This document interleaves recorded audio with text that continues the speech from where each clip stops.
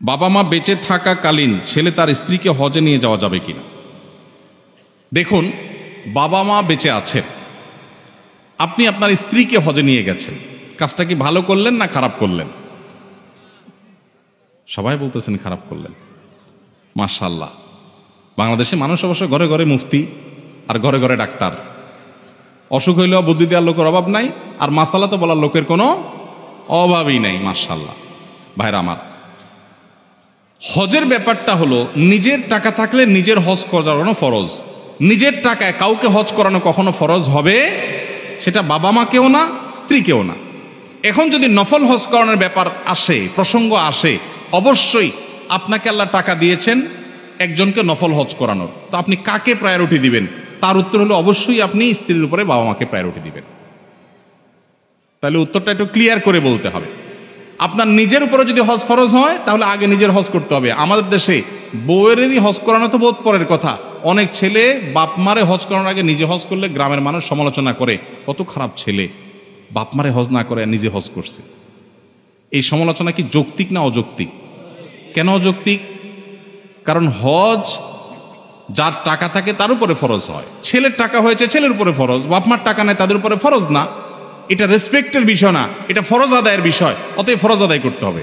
কিন্তু ছেলেরাও অনেক সময় নিজে হজ করতে চায় না, বলে যে এত সকাল হজ করে ফেললে আরও তো জীবন বাকি রয়েছে, জোয়ান বয়সে হজ করে ফেললে শুনছি যে হজ করলে আর কোনো আকাম কুকাম করা যায় না, তো এত তাড়াতাড়ি হজ করে ফেললে কেমনে হবে, এখনো তো অনেক কিছু বাকি।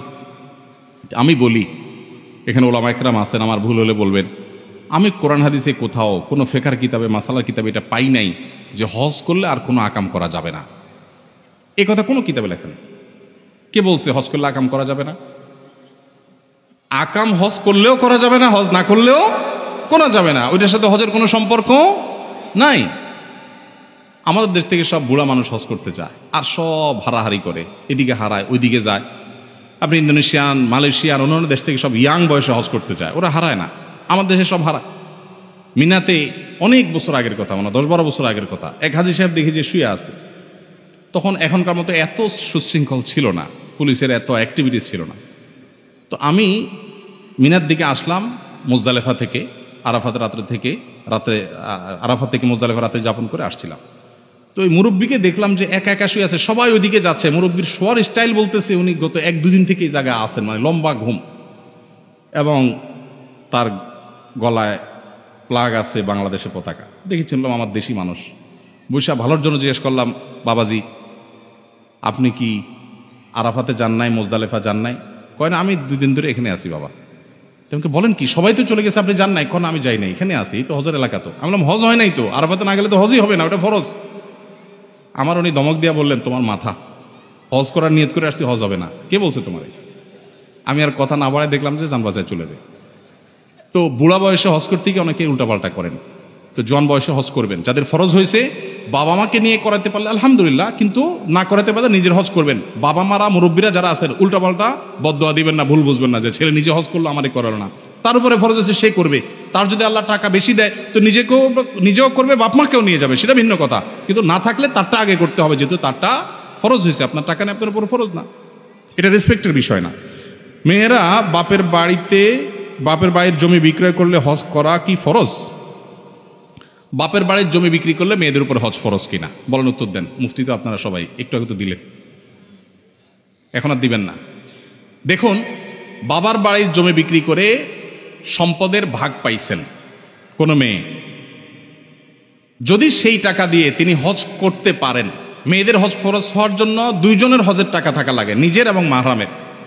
তার মানে এখন বর্তমান বাজার অনুযায়ী যদি 6 লাখ টাকা লাগে হজ করতে, তাহলে 12 লাখ টাকার মালিক হলে হজ ফরজ হয়।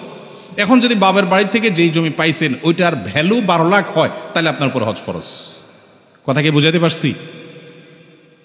এখন বলবেন জমি বিক্রি করে হজ করবে? হ্যাঁ, জমি বিক্রি করে হজ করবে ওই ব্যক্তি যে জমির ইনকামের উপরে ডিপেন্ডেন্ট না, যার জমির ফসল দিয়া তার 12 মাস চলে, সংসার চলে, তার জন্য জমি বিক্রি করে হজ করা ফরজ না। কিন্তু যার জমিটা ফসলি জমি না, বা এটার উপর তিনি ডিপেন্ডেন্ট না, তাহলে সেক্ষেত্রে এটা বিক্রি করেও হজ করার মতো সামর্থ্য হলে তিনি হজ করবেন। অতএব কোনো বোন তিনি কি বাবার বাড়ির সম্পদ পেয়ে ধনী হয়েছেন, নাকি স্বামীর মোহর পেয়ে ধনী হয়েছেন, নাকি বিভিন্ন বন্ধু বান্ধব আত্মীয় স্বজনের গিফট পেয়ে ধনী হয়েছেন, ছেলেদের টাকা দিয়ে ধনী হয়েছেন, ডাজ নট ম্যাটার। দেখার বিষয় হলো হজ করার টাকা হয়েছে কিনা, হয়েছে তারপর হজ ফরজ। বোঝাতে পারছি?